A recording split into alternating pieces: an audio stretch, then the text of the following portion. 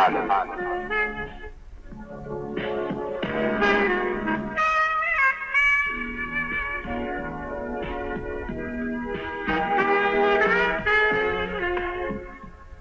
በዚህ ከመጽሐፍ ዓለም በተሰኘ ፕሮግራም በልዩ ልዩ ደራሲያን የተጻፉ ልቦለድ ድርሰቶችና ሌሎች ስነ ጽሑፎችም ይቀርባሉ።